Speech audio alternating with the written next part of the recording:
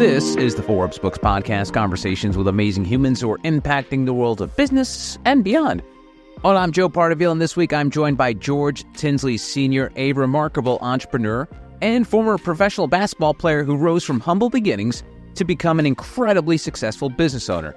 His made-for-Hollywood story exemplifies the power of perseverance, education, and unwavering determination in overcoming obstacles and achieving extraordinary success. He wrote all about it in his new book, Catch as Catch Can, Building a Legacy by Finding Opportunity in Every Obstacle. George, welcome to the podcast. How are you?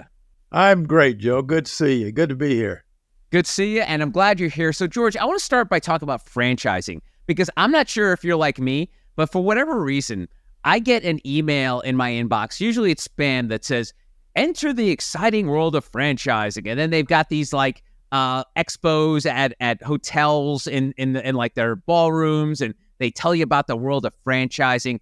If someone who like me didn't know anything about it and knows someone like you who's like really into it and has been doing it for a long time, how would you explain the world of franchising?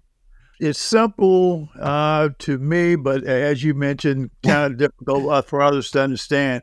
But franchising is a concept that's been proven by a franchisor that has gotten it to the point where that franchisor is able to assist a potential franchisee to come into the business and have the roadmap kind of laid out for them. And with all of the guideposts, signs, and so forth, trainings, all the different resources to help them be successful. And in doing so, to be able to grow their brand across the country. So most good franchisors to great franchisors have all types of resources and folks on staff that are able to go out and help a potential franchisee be able to have almost a turnkey operation. Nice. All right. So I get the vernacular right. The franchisor would be the McDonald's, Burger Kings of the world, and the franchisees would be just a regular human like myself who'd want to get into the business with these franchisors. And that's so correct.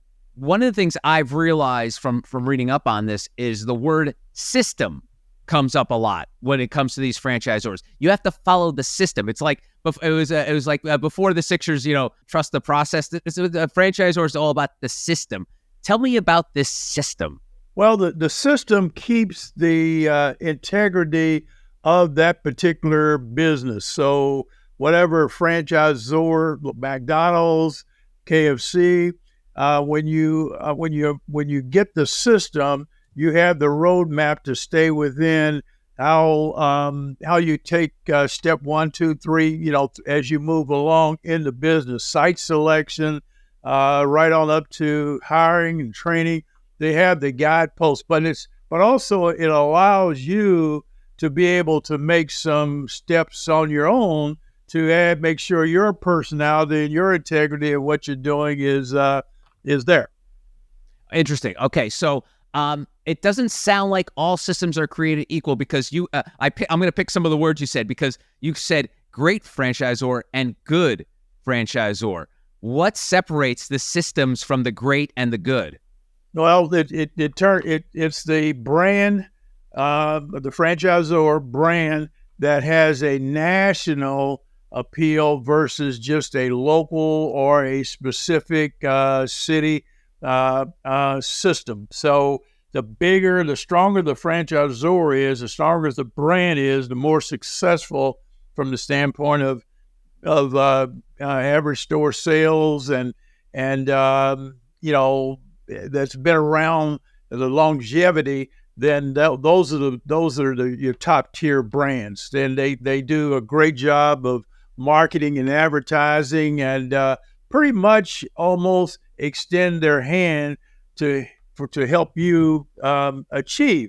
Not so good brands, franchisors don't have those particular systems in place, and they're small territorial franchisors that have gotten to a certain point and decided that they'd like to franchise to help them grow the overall brand. So it's a little bit in reverse, if you will. Interesting. And you had an interesting sort of introduction to this world because you were on the corporate side of franchising and then you became a franchisee. So take me back in terms of that transition. What sort of mindset did you have to take from being a corporate guy who worked with these franchisors to then ultimately becoming a franchisee and a very successful one with a lot of restaurants across the country? So tell me about that. Well, I was one of the lucky ones. Didn't know exactly where I was headed, but my first job was as a trainer working for KFC Corporation, which was owned by Hublon at the time. But I had the very fortunate experience of working with the Colonel himself, the guy who actually created and the whole cooking process and so forth. So I had all of those resources around me to learn and be able to turn back around and train new franchisees that were coming into the system, not only on just the basics of the operation, but also to how to train their employees as they were hiring them. So I had kind of a double situation there that I had the Colonel that would come in and he would talk about his history briefly, and we'd go cook some chicken, make some gravy, and that would get these folks all fired up. And then he turned it over to me to introduce the program and take them through the training. So after working with KFC in that particular department for 3 years, and then going out and getting into operations, actually doing a hands-on operating, supervising 7 restaurants for a period of time, and then getting promoted to the next level, district training manager, and then on to human resources, learning the human resources, how they worked in the corporate environment. Then to the franchising side, working with franchisees, again, helping them grow their different restaurants around the South Georgia and North Florida. So after going through 8 years of that intense and interactions with franchisees and corporate folks, I was able to translate that into starting my own business. And so I had a great opportunity to hit the ground running and have a successful first restaurant, which led to the next restaurant and kind of growing from there. That's so cool. And pardon the food pun here, but being in that corporate world for several years and seeing how the sausage was made, essentially, like how you built these franchises, that must have given you a leg up from the normal person who maybe they have restaurant experience, but they don't know anything about this whole franchise or franchisee model. How much did that experience help you and sort of lead to your success? Outside of the fact that you were good at what you did and you were able to build teams and such, but how did those years really fuel your success years later on? Well, when I got into the business, first on the corporate side and training and so forth, I fell in love with it, just fell totally in love with it. And so I enjoyed every step of that growth. I brought with me an experience of playing athletics with a team concept, teaching school, coaching from a leadership standpoint, all of those skill sets that I developed over the years, getting to that particular point.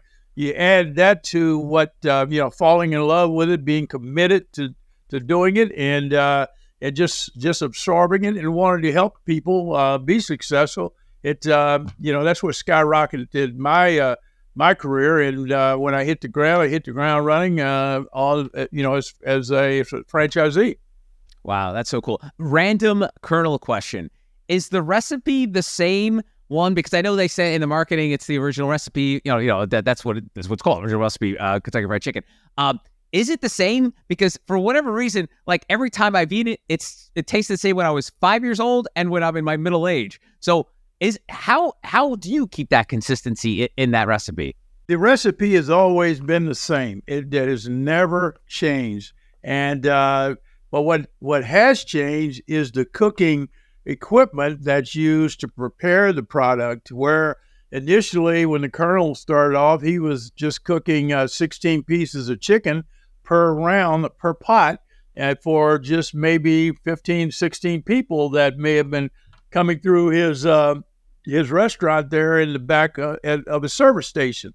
So as that evolved over the years, and the volume of people coming in, the volume of product that was to be cooked, we went through different cycles of cooking equipment, which did cause the taste, the end result, to be a little bit different. But as time went on, we worked through all of those processes. But the actual cooking, the actual breading the chicken and preparing it to go into the fryers, that has not changed. It's just the other process. Now, the cooks who are actually cooking the chicken, if they don't follow the procedure of the whole breading process, then the let's just say the salt, let's say that's in the flour, in the seasonings, may settle to the bottom of the lug of flour and seasoning, and therefore, if the chicken is not prepared in that process correctly, then you don't get the taste at the end result. And if you do something wrong in that process, or if that shortcut, if let's just say a cook, an hourly cook, forgets to put the seasoning in the flour and mix it up appropriately and sift it 3-4 times, then it's not going to taste right on the end result. So you as a customer, you're experiencing a different taste. So that kind of happens around the country. And it does, it's human situations that will happen. We've done different things throughout the years to simplify the process, to eliminate those failures, but those things do happen. Wow. You've been doing this for a while, as I mentioned. How many restaurants, franchises do you currently own / manage within you and your company?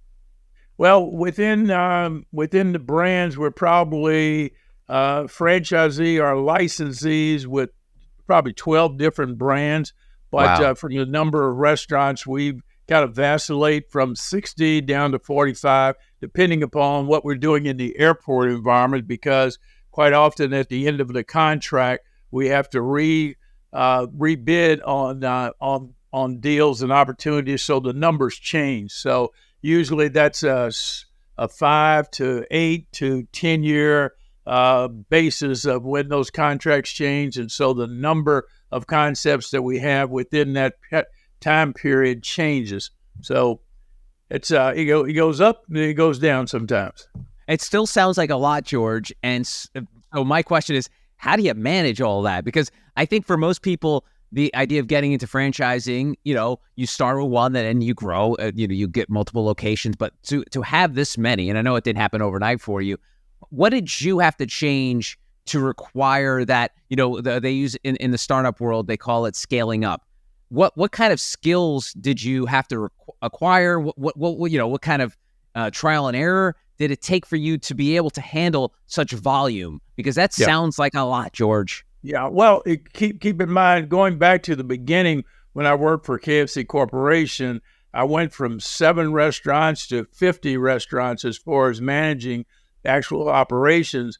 As far as actual coverage, I had I had 3 different regions covering from Kentucky to Hawaii. So I've had a part of being in a leadership role in a number of different levels of situations. So all of that experience I brought into the business. Now, when we first started off, it was just me and my wife as owners, and we sought help from accounting and also from legal to put together with our own operating staff, which was very small at the time. And over the years we grew, and with staff in our corporate office and also the people that report to us. And of course, my son has grown up in the business. He's been in the business for at least 21 years, and he started off as a 6-year-old laying bricks in the first restaurant, he and my daughter. So he's been involved, and he's gone through that transition also. Bottom line, to answer your question, is just good people and making sure that they do what they're supposed to do, and of course our job is to motivate them and check check behind to make sure that they're doing the things that they're supposed to do. And you grow based off of what your infrastructure dictates and the opportunity, matching those two up. Bigger is not always better. It's better to have one or two great restaurants than to have 100 restaurants that are mediocre to good to great, which could be a problem. Wow. And you've clearly been doing this very well for a long time, but it wasn't always easy for you. You started from humble beginnings, and you write about it in your book, Catch as Catch Can. And for folks who haven't read the book yet and don't know your story, you basically came from nothing. You were an adopted kid. You struggled, and basketball was sort of, and you humbly stated you played athletics. You played at a pretty high level. You won titles, and you played professionally for a few years. But basketball was sort of like your gateway out. When did you realize during that early part of your childhood that you're like, I don't know what I'm going to do to break this cycle of poverty, but basketball is probably it. How did you discover basketball? Well, when I moved in my development, the lady who raised me was 65, couldn't read or write, had one leg, and so we moved around and kind of bounced around. And so coming from that kind of background and not having mother and father in the true sense of parents, the community always helped me out and listened to me. They encouraged me and so forth. It was only when I hit junior high school, middle school, that I had a school teacher that really stepped in and gave me a responsibility, and really a lady by the name of Gay Howell, who I still communicate with today. She was my seventh grade teacher. She gave me an opportunity to develop my self-esteem through a job and working that job within the school, which was projector boy and so forth. That it really kind of gave me something to work towards and something to feel good about. Later on, as I began to play sports in the area called Smoketown, I found out that I had a skill that was pretty good, and it carried me through getting an opportunity to start on the varsity team when I entered high school, and that kind of grew each year. So I think the crowning moment was when my freshman year in college, we won the first NCAA championship at Kentucky Wesleyan College.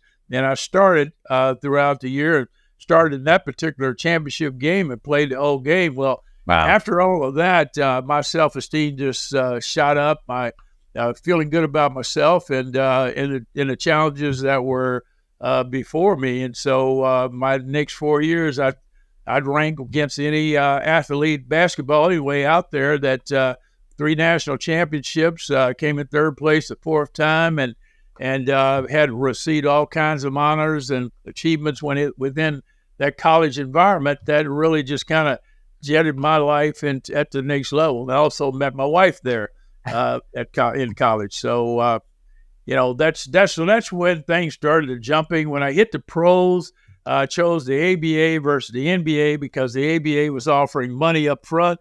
It was a poor kid that seemed more realistic to me, but the ABA was kind of shaky, and so getting traded, moved around, and so forth for about 3 years there. I finally decided that since I had a college education, I was just getting married, that I was through chasing that dream, and I had to find something else more stable. And that's when I got into teaching and coaching, which led right on into the corporate, going to work for KFC.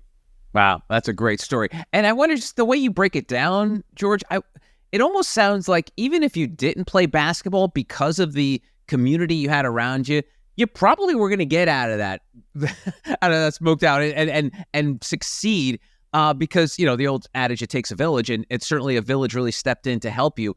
But basketball obviously was the sort of the accelerant. But to me, just listen to your story, George, it probably could have been something else. It sounds like you love basketball, but if basketball didn't find you, you probably would have found another way out of Smoketown, right? Yeah, well, in an area of Smoketown where I lived, there were a family lived across the street where they had three older boys who had gone to my high school. They were before me now, and they were achieving. They got scholarships to go to college, and I'll never forget the youngest one. He was all state, all American. He wore this jacket with the H on it, and he looked really impressive. And so I always wanted to get that jacket and get that H. And that was some of my motivation in going to the high school I chose, male high school. As well, we had several other guys in particular on the same street that became doctors and engineers and principals and so forth. So those were the motivating factors in my particular neighborhood, that I saw someone who looked like me, that came from somewhat. I didn't know what their situation was. They didn't know what mine was, but I saw them achieving. So that let me know that I could do something other than going off to Vietnam and fighting in the war and so forth. There was another choice. So that motivated me. And as like anybody, when you reach one success, it leads to the next and leads to the next. So once I was able to win that championship and travel around the world teaching basketball in my freshman year as an 18-year-old, that was, it didn't get very much better. That's awesome. That's so good. You mentioned earlier the word self-esteem, and it's funny. I think a lot of smarter people talk about this, but it's not generally discussed. But I feel like self-esteem is one of the driving problems of this country. A lot of people just feel like shit about themselves. They feel like they haven't had the opportunities. They don't get a fair shake. I mean, you hear this about all the time, whether it's gang violence, whether it's shootings in school. It's always about something having to do with someone's self-esteem. Like they just don't feel like they're part of this world. They're just not fulfilled. You found that. Why do you think we have so much problems in this society with self-esteem? Well, I think part of it is that people like myself, people who have achieved a certain amount of success, because success to me is there's so many different levels, and I'm still trying to improve and chase what I call the next step. And that's part of the reason why I wrote this book, Catch as Catch Can, to be able to speak to others, young and old, to show that no matter what your situation is, if you want to achieve, it's in there. You've got to pull it out. Obviously, it takes the good Lord upstairs to watch out for you. But I think we all have an opportunity to do something positive if you surround yourself with positive people and you have goals and objectives that you're trying to do. You're going to have setbacks. You're going to fall. You're going to fail. But the true test is to get back up and go back at it again. And that's where athletics opened that door to me, because you learn that you're going to lose, but you go back to the tool shed. You figure out how you lost and regroup and come back with a better plan to be successful. And you are able to evaluate the people that are around you and decide those that you want to be around and those that going to take you in a different direction. So a lot of it comes back to you. We can blame it on other people sometimes, but it all starts at home within your own head to figure out whether you're going to go out there and be successful or not.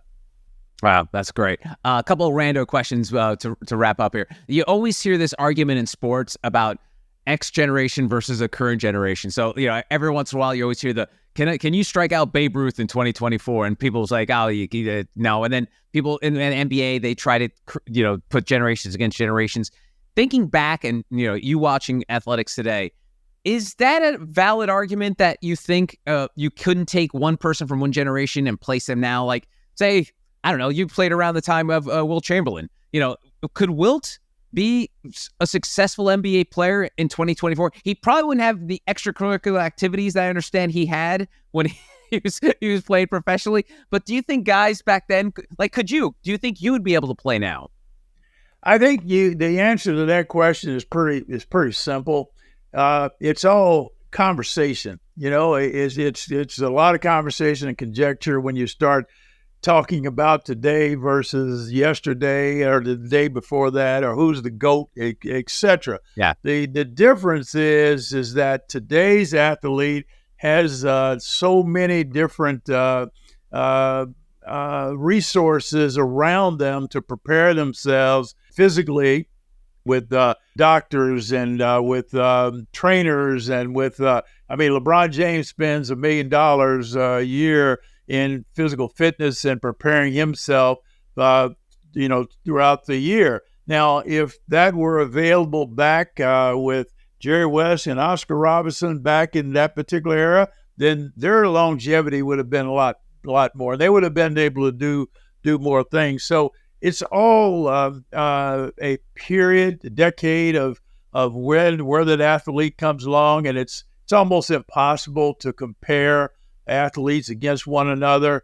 I think that the mental aspect of the game is, you could probably compare that a little bit better, of who like a Kobe Bryant and a Michael Jordan, Right. and a Bill Russell. Bill won 10 championships. There'll never be another no one to win 10 national championships. So you can't compare it. It was only 10 teams then, or 8 teams that were then, versus 30 plus today. So it's just something to talk about. I think Larry Bird said it best. You admire the kids today and what they're able to do, and how great they are. And with TV and social media and everything, gives everyone an opportunity to see, analyze, and talk about. That didn't happen back in the day of Bill Russell, Oscar Robertson, and Jerry West. You didn't see the game until the next day. And, so everybody didn't have the ability to see it. It was good tools for Oregon in the barbershop to sit around and talk about who's the best. Yeah. Yeah. And in terms of one of the things that you talked about, that you guys didn't have a lot of the the benefits of today's players, travel. I know a lot of NBA teams, I think most of them, have a private jet that takes them from city to city. How did you travel from city to city back in your ABA days? We travel commercial, and in some instances you drove, depending upon the distance of the next game. I played in Louisville, Kentucky with the Kentucky Colonels.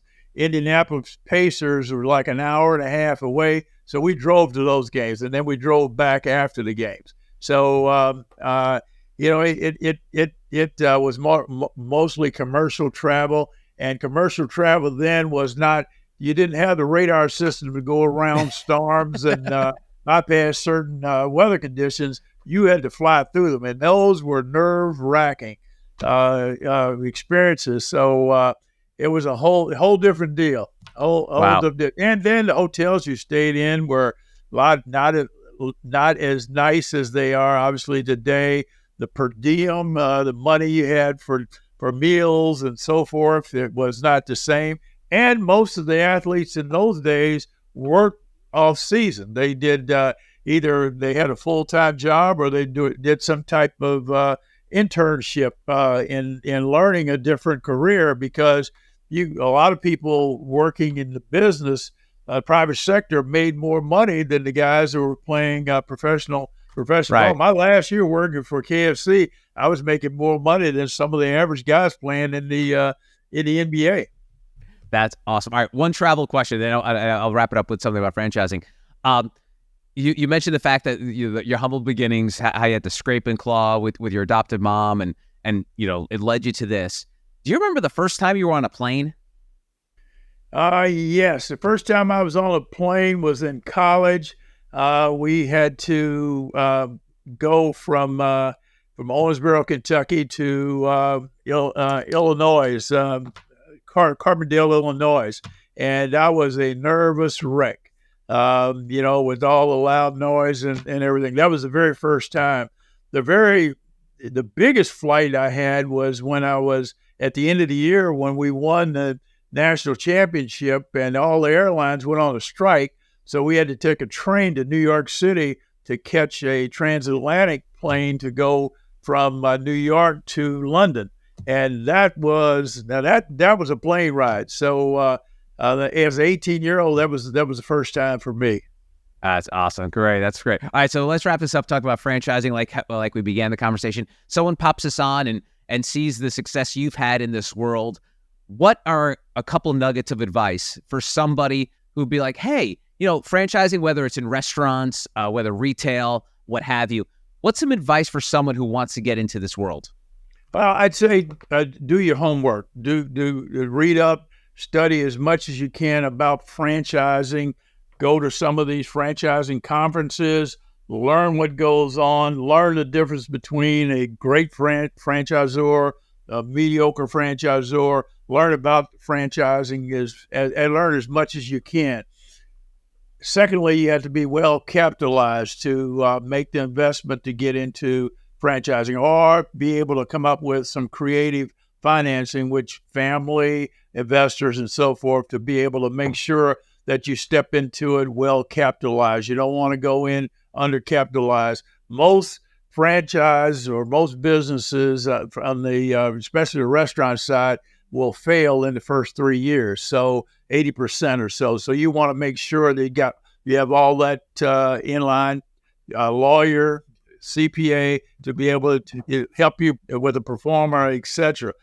Last, you want to choose a good franchisor, one that has the resources, has a national appeal, and is able to help you through the early years in being successful. They have the resources to send out and help you. They have marketing groups to be able to do local marketing and also national marketing, and you have other corporate and franchises that will be in with you to help grow that brand as you move through it. And you've got to be dedicated. It's not a situation where you jump into the franchising business and you go off and have a vacation or you go off to the beach. You got to be able to be committed and do the dirty work.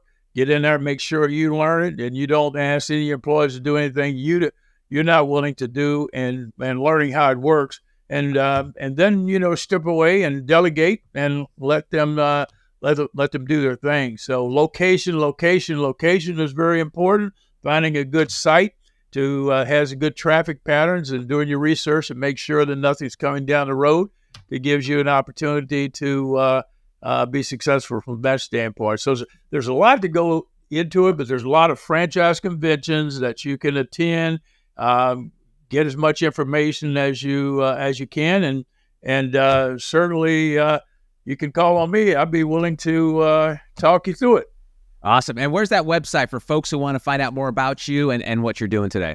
It's tinsleyspeaks.com is my website. I also have a Tinsley Speaks YouTube channel, George Tinsley YouTube channel, and of course you can get the book Amazon.com online. And it's released now and seems to be moving pretty well. Awesome. George Tinsley Sr., thanks for the time. I really appreciate it. Thank you. You're welcome, George. And that'll do it for this episode of the Forbes Books Podcast. You can always connect with me on X, LinkedIn, or Instagram at Joe Pardavila, or on TikTok at J Pardavila. And if you're listening to this on Apple or Spotify, it would be awesome if you could leave a 5-star review. Thanks so much for listening. I'll see you next time. Adios.